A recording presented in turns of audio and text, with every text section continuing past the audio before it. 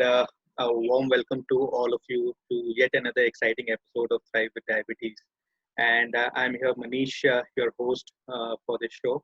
And as you all know that at Thrive with Diabetes, we constantly strive towards looking into new ways of how lives of people with diabetes can be improved. And we all believe that mind plays a very important role in when it comes to diabetes because stress is one of the important triggers for this chronic disease.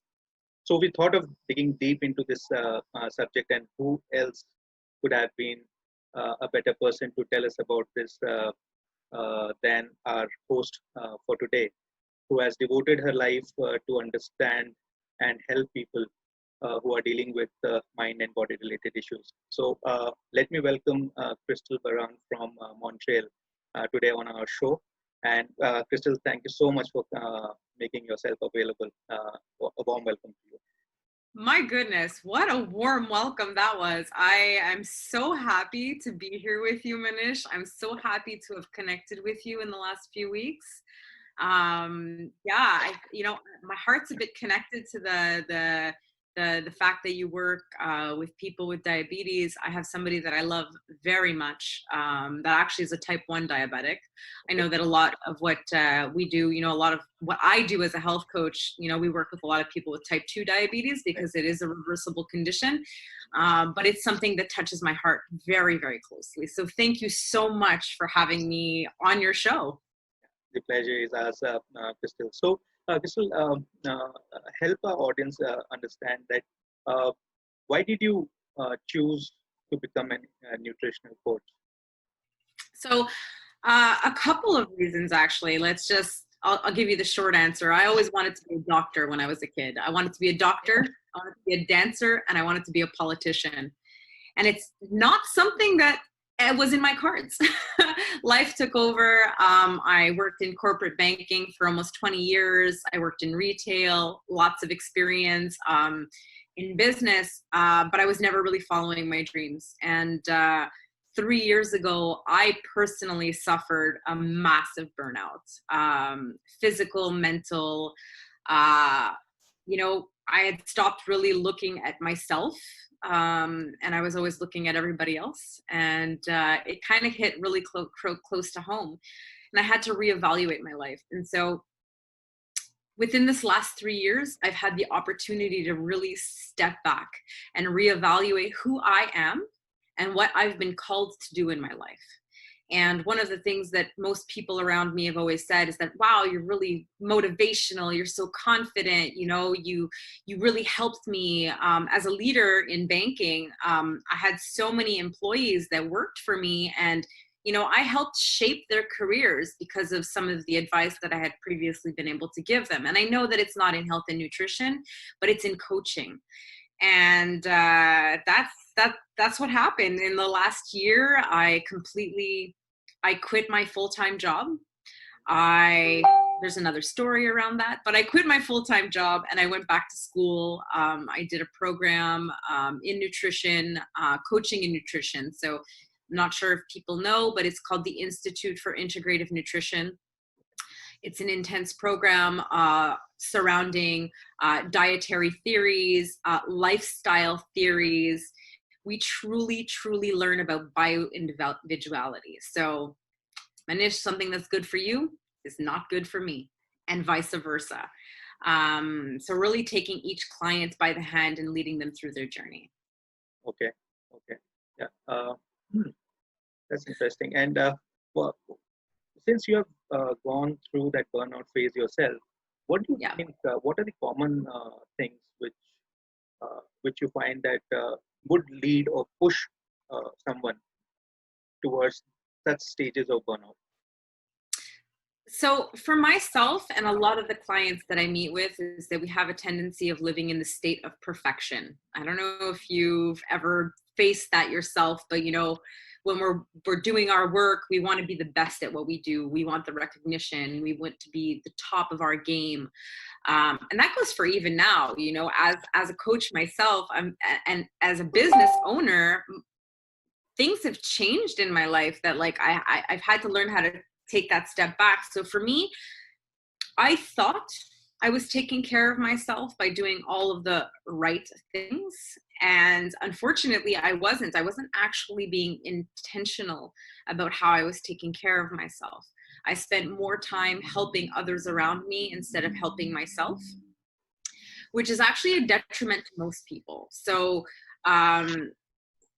a lot of women suffer from this. I'm pretty sure a lot of men. I do have a few male customers, clients. I don't like calling them customers, clients. But women have this tendency of really living this this need to be perfect, this strive to really protect and take care of everyone before themselves. And one of the things that I do now with people is I remind them that if they don't take care of themselves, they will not be around to take care of the people that they love. Period. Absolutely true. And I think when someone is at the young age trying to build their careers, one thing that they always get the most important aspect which they think would help them grow in their career path is to devote as much of time as possible in their profession. So, yeah, yeah, please. Yeah, No, sure. I was just going to say, and following what everybody tells them that they Right. have to do. Right. And another thought process which also works along with it is why to waste time in anything else? Just uh, just keep pushing in their respective profession.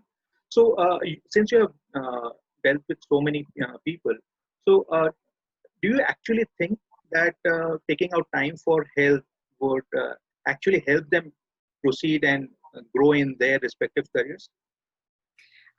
So if I'm going to clarify the question a little bit, or like the fact that I'm helping them to clarify their careers, is that what you're asking me? No, I meant that if a person takes out time and devotes it towards their health, Yeah. would would they become more productive in their Oh my profession? God. That is a perfect question. The answer is 100% yes. A lot of the times we think that if we don't take that hour time for ourselves, that we're going to lose that hour.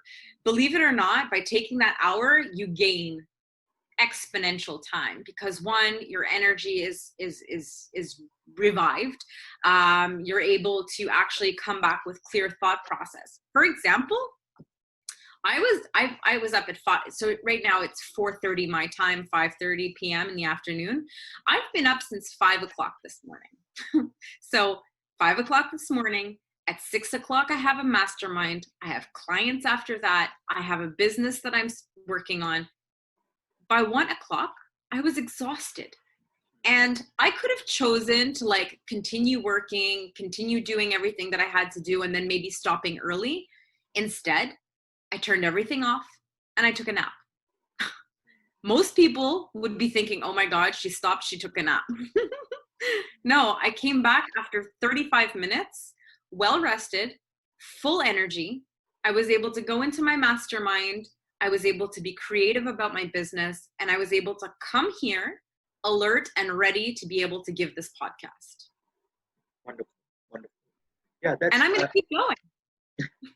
Sure. So, yeah, and what do you think is the role of our diet in keeping ourselves healthy? So, I talked a little bit before about bio-individuality, but I also talked about, like, what I also wanted to talk about that I didn't mention is that our whole life is a wheel. It's like a circle, okay? There are many different things that are inside of it. And, we talk about spirituality is super important, nutrition, physical activity.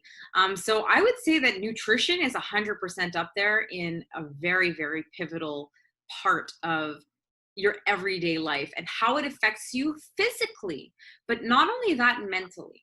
So in the case of, type 2 diabetes, a lot of the times people who suffer from type 2 diabetes, one, they do have issues with their weight management. They're having struggles when it comes to that. But with that, a lot of the times we don't know how to eat.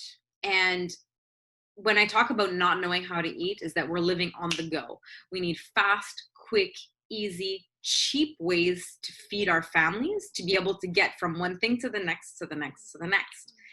Now, if we do that and we continue to consume foods that are pre-made for us, that are high in processed oils, and you can't even read the ingredients on half the stuff that we purchase nowadays.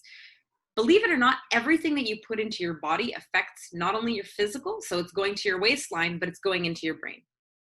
And when these types of foods start triggering your brain, that leads to things like depression, anxiety, additional stress on not only on your mind, but on your body, because your body doesn't know what you're putting inside of it. So your body goes into fight or flight mode. It's saying, whoa, there is something going on over here. I need to protect myself. And when our bodies are trying to protect ourselves, we gain weight. Because back when caveman, it was two or three reasons in life where we had to go into fight or flight mode, is if there was famine, or if we were being chased by a saber-toothed tiger or something, So then your bodies were meant to hold on to the stress and protect you. But now we live in a state of stress. So our bodies don't know what to do. And so essentially, if we're not putting good food into our body, it's affecting our body and it's affecting our mind, then in turn returning back to our body. So it becomes this vicious cycle. And one of the things that I've personally noticed is that with my nutrition, the more I have reduced the amount of processed foods, but sugars, white sugars, even brown sugars, the amount of sugar that we have in our diet, that's scientists have aligned it with drug, like cocaine. They've done tests on animals where animals will choose sugar over cocaine. There is a problem there. Imagine what it does to our brains. Absolutely.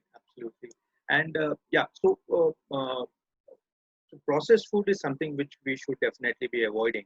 And could you help us understand what are the type of foods that we should be selective about when we consume?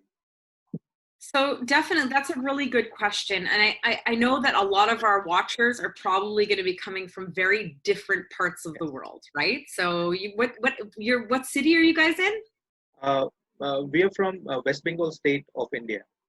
Okay, perfect. So you guys, I know that I don't have very many Indian friends. I have a few, okay? So I don't know too much about your local dining, but one of the things that I will say is that I'm an Italian woman, Italian and Ukrainian, and I tried to get rid of pasta from my life, and it totally worked against me because, believe it or not, my ancestry has that inside of me. So I'm not going to ever give people the suggestions that, hey, you should be cutting out carbs, you should be cutting out, this and that.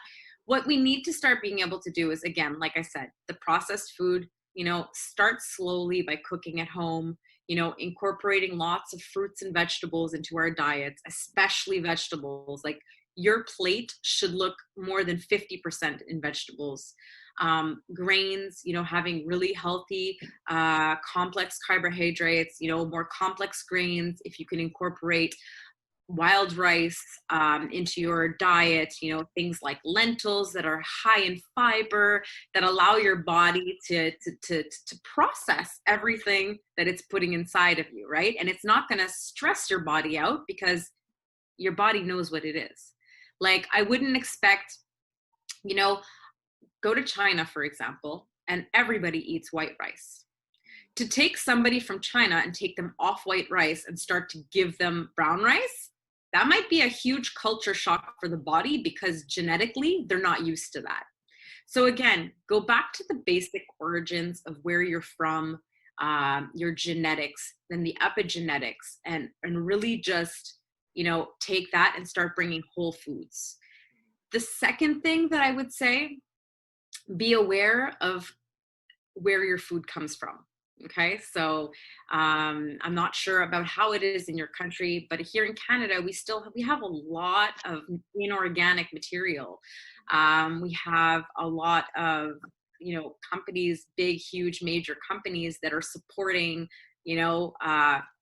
pesticides and sprays and herbicides and all of this stuff. And you have to be careful of that because again, even in small amounts. Exposure over a long period of time causes stress on your body, and we don't know what the outcome is.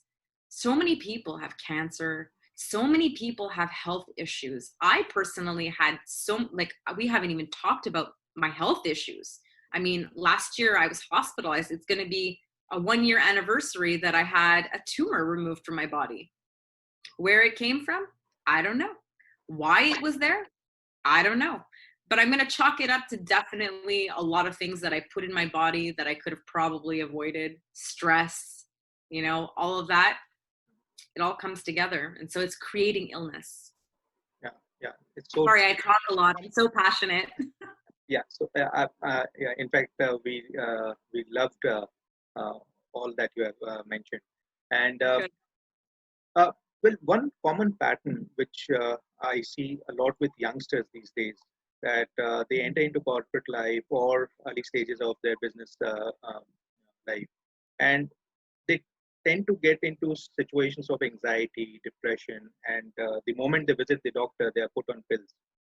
Yeah. Yeah. So uh, even for youngsters like who are already on pills, do you think there is hope of putting them off pills and just uh, uh, have just to interact with them and provide them diet-based solutions? Yeah. Um, that is a beautiful question. My God, Manish, like you couldn't have asked a better question. This is amazing. 100%. There are always options. And now I'm not against medication and I'm not for medication. I'm really for the person. For my client that's in front of me, I'm really there to support them. And so when I look at globally, what doctors are not, they haven't been taught food. They've been taught medicine. They've been taught how to fix a specific problem, right? And they've been taught how to treat a symptom. And that is not negative, which is where the role of the health coach or the nutritionist or the person that is specialized in taking people to that next level. That's why we are here. And more you will see more people like me working with doctors to be able to pair off that information. I personally have recently made a connection with a functional medicine doctor who is currently working in the public sector, which is very rare. But his mission is actually to be able to get this kind of functional medicine out to clients. So yes, he will treat the symptom, but the first thing that he will be doing is making sure that there's a proper referral to somebody like me who can coach this person and teach them the guidelines of what they need to do to be able to come out of it without having to take the medication for the symptom. So, you mentioned stress and anxiety. Think about that busy person. Like I was that busy person. I'd wake up in the morning, I'd look at my telephone, there were emails. Then I would start answering right away. 6 a.m., 5 a.m., start answering my emails right away. I run into the kitchen, grab a piece of toast, take a shower. I'm on the go. I'm always on the go. You're on adrenaline. You get on the metro system or in the car, you're stuck in traffic. Again, it's stress. You're going to be late for work. You get to work. You work. Your break, you're talking with another colleague about work. Then you go to lunch. And what do you grab? You might grab the McDonald's, or you might even grab the Subway sandwich that you think is so good for you compared to I don't know, McDonald's, but it's all the same because it's not coming from home. You don't know where the ingredients are coming from. It's not made with love. That's the other thing. When you cook for yourself, it's made with love. It's an act of self-care to feed yourself. And so you spend your whole day like that on stress. Could you imagine what that's doing to your body? There's your stress, there's your anxiety. Then you go to the gym. You work out hard. Your adrenaline is pumping. You have literally spent from the time you've opened your eyes in the morning until you crash in your bed at night on pure adrenaline. You have not had a break. Absolutely. What do you think? Absolutely. I think that was a lovely message here, that when we cook our own food, or when we say that the food is cooked by someone at home, maybe by my wife, by my mom, then we really love that food. And it's not just about the ingredients, but it's also about the love that comes along with that food. And I That's really, yeah, and I really like the message that you are giving out about your hashtag Selfcare September. So yes. tell us something about it. What is this about? It's funny because it was August 31st and I was sitting down and I had a conversation with my client, and um, I was trying to get her to understand that self-care is what you make it. And oftentimes I even suffered from this too. It's like, oh, you got to go to the spa to be able to have self-care. You have to be able to have a specific amount of time, and I had done this in the past, but then when I started to heal, I realized that self-care is what you make it. And similar to what I said before, self-care has turned into me cooking on Sundays. I remember last Sunday morning, I was like, oh, I have to cook today. And then I'm like, wait a second, why am I looking at it like that? I love cooking. I love knowing that I'm going to be able to make a beautiful meal and prepare for the week, and that every day we're going to have something healthy and nourishing. And it's just going to feel good to know that we're like ready for the week. And so that's where the idea came from. And I said, well, we're September, it rhymes. Let's go take a look, and we're going to do a hashtag Selfcare September. And so every day for the month of September, I've been challenging people to tag me in their posts and either post a picture or write something about what they did for themselves today for Self-Care September. So you'll see later, I'll be posting my picture of me getting up from my nap. That for me was Self-Care September. But it could be as simple as, grabbing a book and spending, 15 minutes reading. This is a book. It's called May Cause Miracles, 15 minutes a day. And I've been reading this. It's a really good book. Write it down. You should, I just started it. Gabrielle Bernstein. She's very, very good. But it's all about mindset. And it could be simple. It could be big. It could be small. It could be turning off your phone for 1 hour in the day, disconnecting from social media. I became a tourist in my own city last week, and I started doing things that I haven't done in maybe 10 years. I went to an amusement park. I actually got sick at the amusement park, and I still thought that was my self-care. And it's all about intention.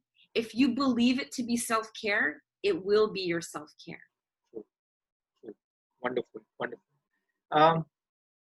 So I really liked your story. So you were there in the corporate world, and then did you ever think before you went through the phase of burnout that you would become a nutritional health coach? Did you ever think about it? I actually had a lot of limiting beliefs about what my capabilities were. And like I said, I spent 15, 20 years almost in the corporate world.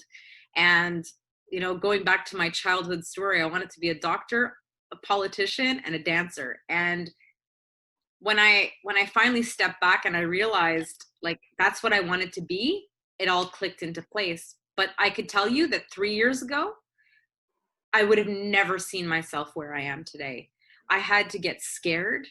I literally had to get scared to death. I was at the worst place in my life. It forced me to look at myself. I'm emotional about it, actually.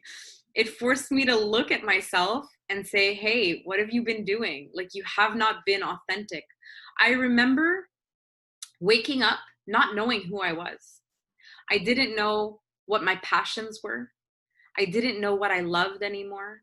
I couldn't show up for family anymore. You see how I am now? Imagine me sitting at a kitchen table not talking. that wouldn't happen. Well, that was me. I was the woman I had been quieted in my life because my corporate job kept telling me, Crystal, you're too emotional. Crystal, you have to be, tougher. Crystal, you have to be this way. If you want to be this, if you want to get up that next ladder, you have to be this way. And to be completely honest with you, I listened to it. all the while squashing who I was and my passion and my intuition. And so, I'm very grateful for the burnout now. I wasn't then, because I remember it was November 1st, 2017, where my doctor put me off. I don't remember dates, by the way. This date is etched in my brain. It will be there forever because it was the turning point in my life where I realized that I was not controlled by what I thought I was capable of accomplishing.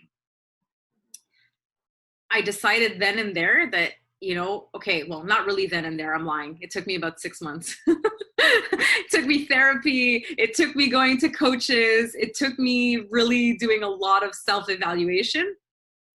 I quit my job. I left the 6-figure salary, the very, very, very lucrative 6-figure salary. I went down to a job that was paying me around $50,000 a year. And within 1 year, I realized that that job was still not the job for me. I wasn't being called in the authentic place. And I walked into work one day and I quit my job with no thought. I just knew that I wasn't living my life. Manish, 24 hours later, I was hospitalized. Emergency surgery to remove that tumor in my body. For me, that tumor was 20 years of not living an authentic life. But it was when I made that decision that I wasn't living the life that I was able to find closure and healing. But my whole point in it is that everybody has their own pain points. And I think that that's really important to remember, that one person's major trauma is somebody else's smaller trauma, and vice versa. Each person copes with stress and anxiety and depression, and also the way that the world comes to them in a very different way. And so it's important for me as a coach to be able to understand that and guide each client individually. And my motto, it only turned out to be my motto, but I say it all the time, is small steps equal big wins. We are not in a race. It might take you 1 year. It might take you 3 months. For each person, it's completely different. And I'll say that my journey is still not over. I'm a coach. I coach people, and I am still a student of life. I have a business coach that I work with, and I will probably have other kinds of specialists that I will deal with in my life. And I think if we take that approach to everything that we do, I think it's just going to make it a lot easier for people to understand that support comes in so many different ways. And, I wrote this down in my notes earlier, but Google is out there, but Google will not get you the accountability and the step-by-step process that you personally need to take. And so that's why somebody like me comes into play, to be able to support you through that whole process. Yes, we'll take some information from Google, just like you will, I will, but how are you going to incorporate that into your life, and who's going to hold you accountable? That's me. Very true. And you very rightly mentioned that those small baby steps, which means a lot, and it's the compounding effect of all these small steps which ultimately brings in the desired impact. Yeah. So it's wonderful. And so what are the different ways in which you offer your services? So what are the different kind of services you offer? Perfect. That's a good thing. Right now, I'm actually working with clients one-on-one. I have a few different types of programs. I can take ad hoc, one client, like one session, like we just want to focus on one thing specifically, maybe 2-hour time frame. I also offer a 3-month program that can be converted into a 6-month program as needed. I have clients that have been with me for 6 months. I have had clients who have been with me for 9 months. I've had clients who've only been with me for 2 months, and that's okay. Everybody is different. And so typically it's one-on-one. I'm working to get together maybe some group coaching, but right now I really feel that I've been called to working with people one-on-one. So that's what I'm focusing on. And do you also have clients in India?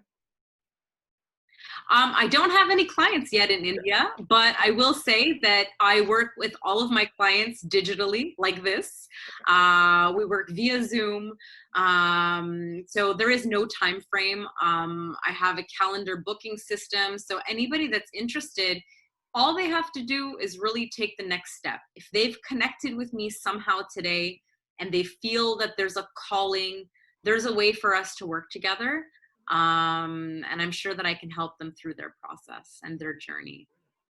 Wonderful, wonderful, Crystal. And in fact, there were many things which you highlighted today, and I'm sure that whoever listens to this message of yours would definitely be inspired by your story, and at the same time, the nuggets, gold nuggets that you shared regarding to ways like incorporating spirituality, good nutrition, and uh, my favorite was self-care message which you shared I today. think that's why we connected. Yeah, absolutely. So, and again, spending time when you explain self-care is reading books or doing whatever we like doing. Maybe spending some time in kitchen or gardening or yeah, yeah. So, Anything. yeah, absolutely. So, thank you so much for sharing your experience and your learnings with our audience here today. And we wish you all the best in your journey so that you can keep on impacting lives. And also, we I personally do wish that you also see yourself as a politician, your childhood dream. So, I feel like I'm a politician now because I get to speak to people about my passion. So I didn't tell you, but I've literally accomplished all of my dreams. I am helping people. I dance, I teach dance, and I speak publicly. I have it all. wonderful, wonderful. Sure. So thank you so much, Crystal, for joining us today on our show. And uh, well, before we end, I would like to share this with all our audience here that all the contact points of Crystal's would be mentioned in the comment box below. So do feel free to get in touch with her so that you can um, see how you can address your issues regarding your mind, body, and holistic wellness. Thank you so much. That's Thank you, Crystal. Thank you. Thank you again for having me here, Manish. I really, really loved working with you today. Great partnership. You're a great interviewer. So thank you so much. You've humbled me a lot. You brought tears to my eyes, just reminding me of my story. So thank you for that connection. The pleasure is ours. Yeah. Thank you. Have a nice day, Crystal. You